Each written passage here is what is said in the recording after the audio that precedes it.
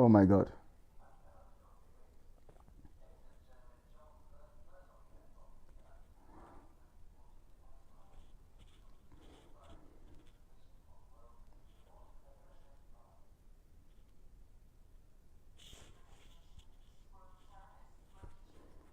Hello, my dear friends. Sorry, I think they have started attacking us. They just cut us off now. Suddenly, they cut off the thing. They cut us off. I think the message is sinking, so they decide to cut off. Sorry, cut us off. The message is sinking. They cut us off. The zoo is panicking. The people are panicking. They are observing, and they cut us off. They cut us off right now. Please share and let people return. Pastor Livingstone, please come back. They cut us off. That was why it went off. The thing was cut off. Suddenly it was cut off. Please come back. You know, of course, Facebook will always attack us. They always want to attack us and all of that. They always want to attack us. The attack is coming out strongly. The attack is coming out strongly. The attack is coming strongly. The attack is coming strongly.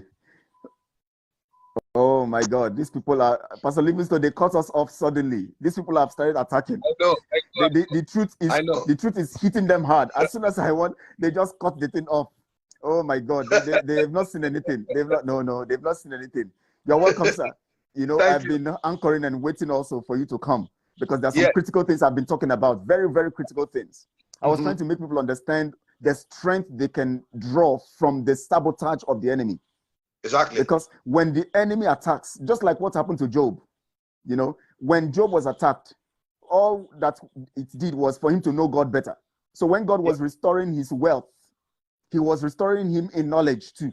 Exactly. Because God now revealed himself, I think in Job, is it 39 or 40? God now told him, were you there when I created this? Were you there when I created? Then he now understood that, he cannot question God. It was for better.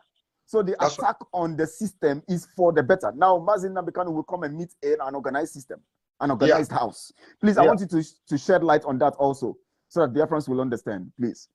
Thank you very much, Biafrans. You know, the strength of a man is not determined when he is enjoying. Strength of a man is determined when he's in crisis. How does he handle it?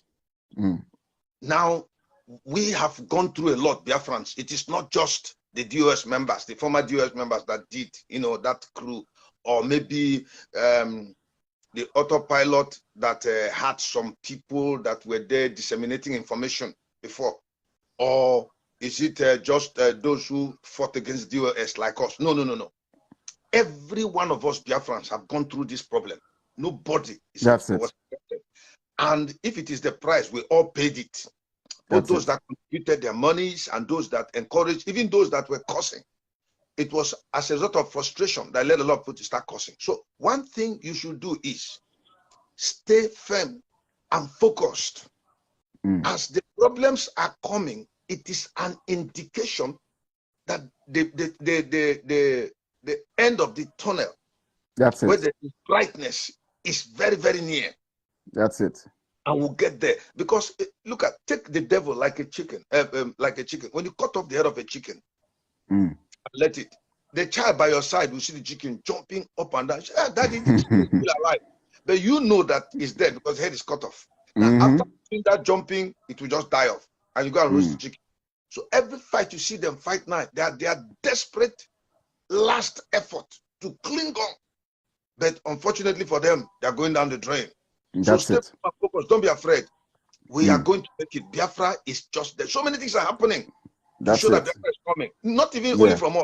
Other regions are protesting. There are laws, cases in the court now by a group of human rights activists, lawyers from different regions advocating for this thing, disintegration or referendum for people to self-actualize. So we are on. God bless you.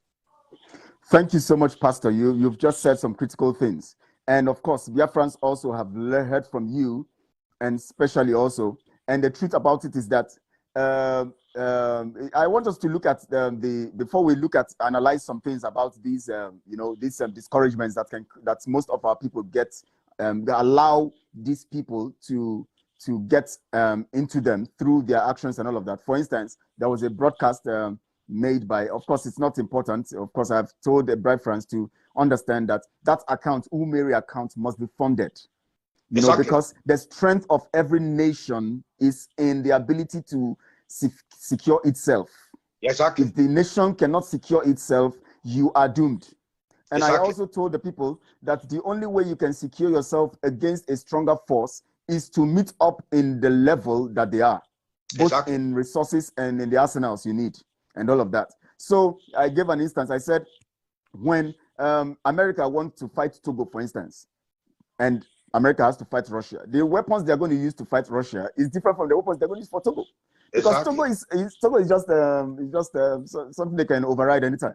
But Russia is also a force, so they must meet to that standard. And Biafra also must the Nigeria system must see Biafra as ever ready. Our attitude is important in this thing, especially every Biafran. So when they see posts, broadcasts, and all of that from all these enemies, they should understand that they don't need all of these things. These are distractions. They have to hold on to what they are seeing and what they believe. Now, Pastor, there's something about the courts that was supposed to hold, you know, and in regards to the attitude of the judge. I see, of course, as Bruce Fain posted, I don't know whether you saw the post of Bruce Fain. He said, for the fact that the judge can post a hawk's position of being indisposed simply means that Mazi Nnamdi Kanu is innocent. Now, please, let's look at it. Let's analyze it. What do you think is the intention of that judge to have moved this thing to the 28th? 1 month plus to keep us again waiting for another 28 or over 28 days for her to just pronounce that this man should be on bail, at least, even if we know that he should be free unconditionally. What do you think is the intention of the government? I mean, of the judge? And also, do you also believe also and see that the government was also the dictate of that pronouncement by the judge? They are the ones who instigated that pronouncement by the judge. Yes, I see desperation here. I see people who are very upset and afraid. I see a quick. I see they are trying as much as possible to prolong the day which the whole world will see them for whom they are. And that would be a very strong indictment to the government. And then I also see in the process a calculated attempt to keep Nnamdi Kanu and then do him an evil thing that they will say he died out of certain consequences or causes. But that's not going to happen. It's not going to happen because it's God that brought him there for a purpose and he's going to sustain him. And they know the consequences. I'm not issuing any threat, but I'm simply stating ipso facto, the simple fact. That's it. They know the consequences if anything happens, because the Biafrans are very, very hyped in their minds now to agitate or do anything. And another thing we see there is the judge in question so far has done contrary to the ethics of her profession as a judge. If you go to the court of law, you will see a statute that says there's a Latin name for it, ubiquitous something, you know, in women. Yeah. A scale like that. Do you understand me? Yes, with a scale and then the Latin word. Yes. Yeah, the exactly. Latin statement, yes. Yeah, balanced judgment. Now, she has failed in all ramification in the discharge of justice equity, of course. As long as the law is concerned as a judge. I am not here to judge her, but it is clear in the international community. So then another thing is, it looks like, this is personal, I'm just looking at it. It looks like Justice Binta Nyaku is beginning to take this thing personal. That means if the Nigerian government wants to, because it is a corporate fault, if you look at the government, it is not just one person. But in terms of the court, it is singular fault appointed to one person. So the judge, I see her like somebody who feels that this is personal, because as soon as this thing comes to an end, Nnamdi Kanu is free, my reputation will be in the dust, and I might be called in the International Criminal Court of Justice to answer one or two questions. And the international legal councils, they might call me to smart for it. Then another thing again I see there is They know that Nnamdi Kanu has no case to answer because it is recognized that the fight for self-actualization is not a crime against international law. We all know that. Another thing is they also understand that Nnamdi Kanu only escaped after Operation Python Dance came to kill him when he had been given a bail. So the question is, would he have been there for them to kill him as they killed all other people before they will now say, okay, he was not guilty, and will be smarting and crying and lamenting? Mm. So he escaped for his life because they came to kill him. Prior to their coming to attack him, he was still around. He had no plan or no program anyway, because Nnamdi Kanu has a good case and he wanted to come out in the court and let us contest it.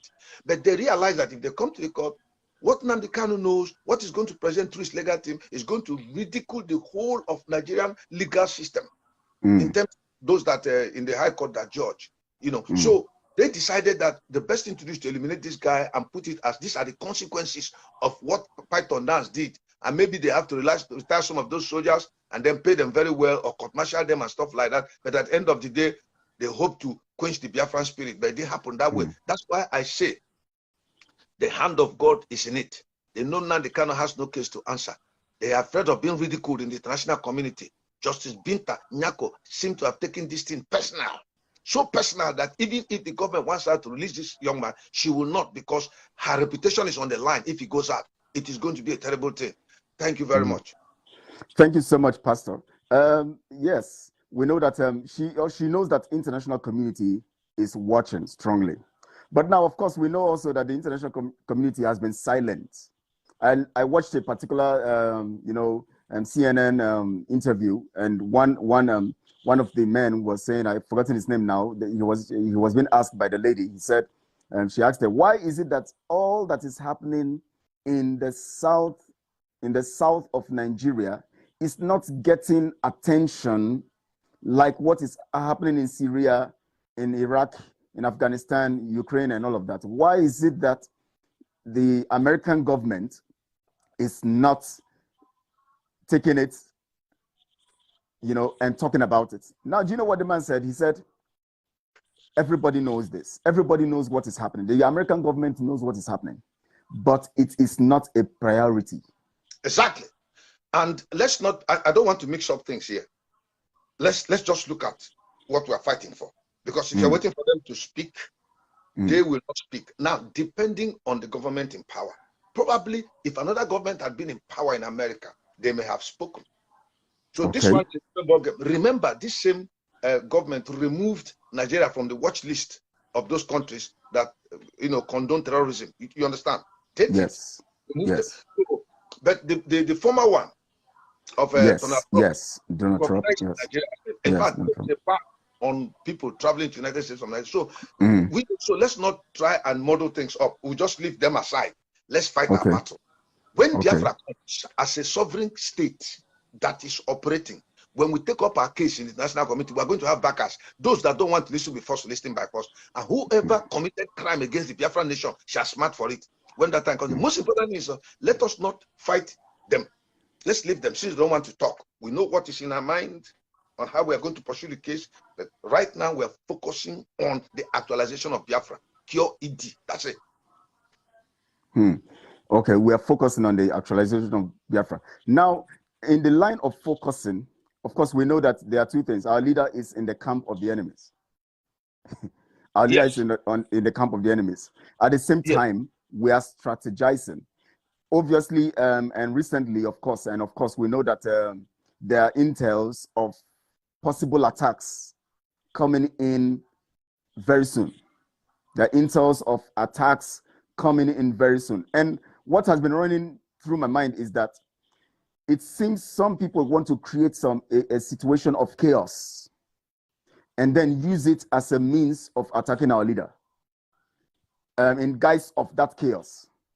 Because now they moved this thing to June 28th, and there have been intel, I don't know how credible these things are, I've heard it from several points, that there are planned attacks that are going to happen within some few weeks to come. What do you think is the relationship between these messages and the movement of the court case to 28th of June? They are interrelated on the basis of wicked clandestine effort to truncate this Biafran project. They are interrelated. But then listen to me. I want something to be clear. They know the consequences of one single head of Nnamdi Kanu being hurt. Before he was abducted, listen, Nnamdi Kanu has been able to prove to us that it's reliable. First, he said, if I tell you something, Biafrans, and tomorrow change from it, and you allow me alive, then you are stupid. That was a strong statement from him. That was a very, very powerful statement. Oh my God. He has succeeded in implanting his ideology, his mindset inside the hearts of Biafrans. That's number one. So when you take it from that angle, then you look at the second part. Don't be careless with the Biafrans. Don't take them for granted. Be very careful.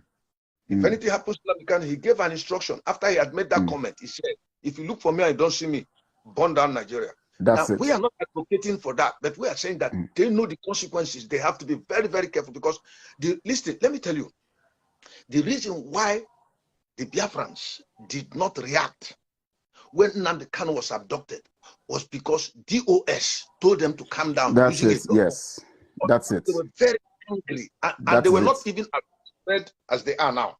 Yes. They were not as prepared to fight any battle as they are now, because right now they have resources, they have connections, and that's it. Biafran diaspora have been contacted, and everybody's angry.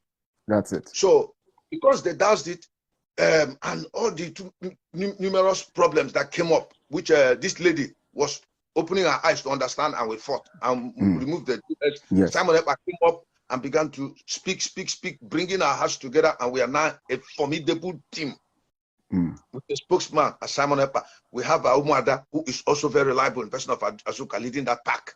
Then we have our autopilot media team that is here. So they know the consequences that if you try it now, the result will be so terrible, because we've been able to convince the international community by video clips, audio, analysis, presentations, evidences that those who support and abet crime in Biafra land are the Nigerian army that has absorbed repentant Boko Haram members and sent them to a place. We've been able to establish that to the whole world. They know that's that. It. Yeah. So even if the whole world seem to be ignorant, or they're turning a deaf ear, they don't want to listen, they know that if we start fighting now, we're not fighting as terrorists, we're fighting in self-defense, which is contained in the United Nations Charter. Otherwise, if you sit down and look at somebody who's pushing you towards the wall, if you keep quiet, he'll push you into the wall, cement you and leave you there, and you'll be part of the wall which is living with. So you have to fight back.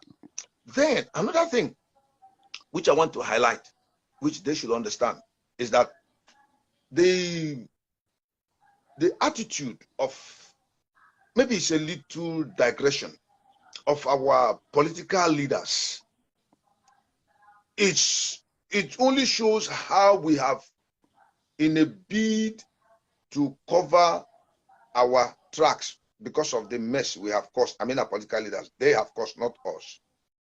They are willing to sabotage the Biafran project, even if it means remaining servants to the Fulanis forever. Now, in respect to coming to attack our place, this is where I want to make something very, very clear. So far, we have restrained ourselves from attacking the Nigerian army because we respect authorities that are constituted. Because of tomorrow, let the whole world listen. Lest they say we were organizing rebellion against people. No, we have been able to contain and tolerate it, killing our men. They are cutting off their heads, showing it live on TV, is because we are respecting constitutional authority. But how far are we going to be here is what I cannot guarantee, because our people's pulses are very, very, very, very hot now. They are so hot that if you give them chance to start reacting over what is happening. Let me give you an example. I read a book about Buhari. Somebody wrote a book about Buhari many years ago when he was a commanding officer. That was in the time of Shagari. He was the president. And a part of Nigeria was being attacked. I think in Maiduguri. This same Buhari summoned soldiers to go. That was the account I read. I don't know how true it is. But in his ambition to get back the territory, he was venturing into the territory of the other people. What I'm talking is an annexation. So he was made to understand that no, you have to operate within the Nigerian periphery. You have to return. Now, they shouldn't push the Biafrans too far. They should not push the Biafrans too far, because we understand that the best form of defense is attack. And to secure your territory, you must put another person's territory under your control. We don't have such ambition. But at the point where they push the Biafrans into coming into another war, as it happened in 1967 to 1970, I cannot guarantee that the Biafrans will just stop at getting the periphery at Enugu or part of Benue State where our land is. I don't guarantee it. I don't guarantee it, seeing that the Biafrans, the Benue people, Middle Belt, are now convinced that they don't belong to the Northern Caliphate. And if they team up with the Biafra, I am not convinced that they will stop their incursion into the Northern Territory at Kaduna. I don't think so. I think it might go further.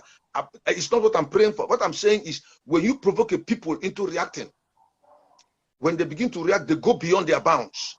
That's it. It also happened that way. I want them to stay, we stay, because tomorrow their young people and young men and women may have need to interact with us through diplomatic channels where there could be exchange of ideas and technology. Are you following me? Yes, very well. We cannot promote war in a world where we need peace. Yes. But it is only when somebody does not want peace that you are forced to react and defend yourself. But in the process of defending yourself, when you understand that if you give this person enough rope, he may attack you again, what is the next thing to do? Is to go and subdue his and put it under your control, and there'll be perpetual war. Are you following me? Correct.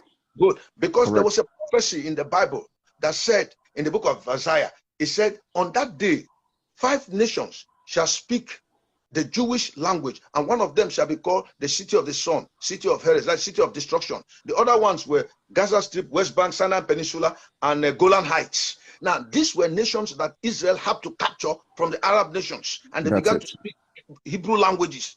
Yeah. Those incursions were not only meant to secure Israeli border, but to enter into, make an incursion. Decimate their armies and stop these incursions in case of the future. Because that buffer zone must be created. Are you following me? Yeah. I am not advocating it, but I am saying, don't push the Biafran man too far. You've made it. You see, the truth about it is that definitely there's no way we can discuss this thing and not talk about such kind of expectations or circumstances or things that can happen. Because the truth about it is that when it comes to freedom fighting, anything is possible. So there's no way we cannot make mention, because the truth here is also that I don't want it. I want this thing to be done peacefully. Yes, that is why the autopilot with other regions in future. Like some people in the north, I don't believe that all Muslims buy this idea. There are some of them who see it. Yes. And so you cannot refuse those people interaction with us. Maybe they want to learn your technology or do market business with you. They go to the Almighty channel, get passport, come to your country by visa. There's nothing. Yeah, so I'm for peace, not for war. But the point is, if it becomes expedient that I have to defend myself and the process secure my periphery, my border, then I have to put up a no-fly zone. You remember what happened? Yes. Yeah. Now, the problem now is that from indications and from every analysis, the enemies are still, I don't want to put it straight that they are still propagating war, because every of the action is provocative, is provoking. Everything they are doing. In fact, what they are doing to our leader is provoking, so much provoking that any average people would have taken action. Yes. Look at it now. Look at a judge coming to tell us that she's sick. Doesn't make sense anyway. It's provoking, but in a climate, that shows you how debased and rotten the Nigerian system is. Now, listen, our fight now is not against.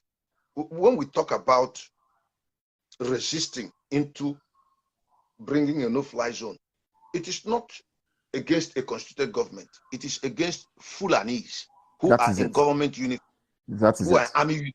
Because if you remove the Nigerian government from this thing, because we are respecting them, it will not take us more than 3 weeks Of course, we settle their matter. Definitely. Definitely. They know we know. So for Justice Binta to say she's sick and she cannot come, you don't such things don't appear in a climate in America like this. Oh my God. Oh my God. It's laughable. So it is the typical Nigerian situation where the secretary of a commission, or maybe the director of whatever in the civil service, where the monies that are to be paid to workers is all collected by him and put into his account. Now he needs the money there to get interest and travels overseas that is sick. All the workers have to wait until he comes back. Then they will release the money